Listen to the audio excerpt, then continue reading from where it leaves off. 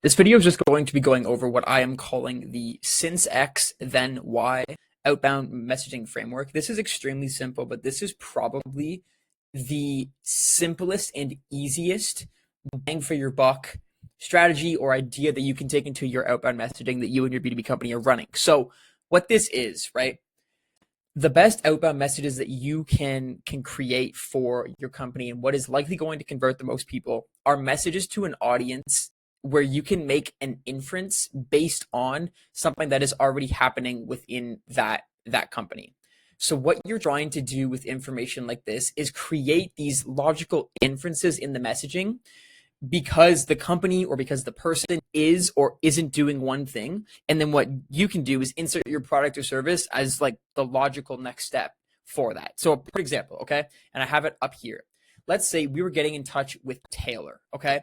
And Taylor's company is currently hiring 3 BDRs. Let's say we go into Clay and we search for companies that are hiring for BDRs and SDRs, and Taylor's company comes up.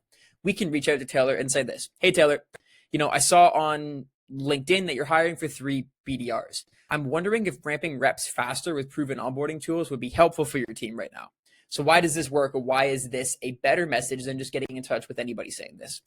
What you are inferring is that because they're hiring BDRs, onboarding or getting those reps ramped up or pipeline gen are probably a priority, right? And so let's say we have a software company that helps with that, right? But if I reached out to Taylor and his or her company weren't hiring for 3 BDRs, and I just go, hey, Taylor, wondering if ramping reps faster with proven onboarding tools would be helpful for your team right now. And Taylor responds to us and goes, like, maybe, but we're not hiring for BDRs, so I don't really care.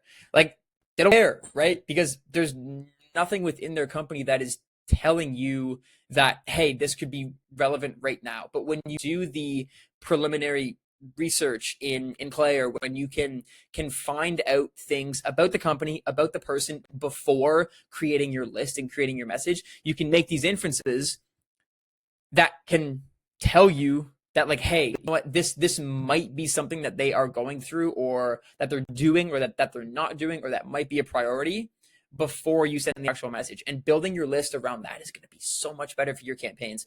A different example here, right?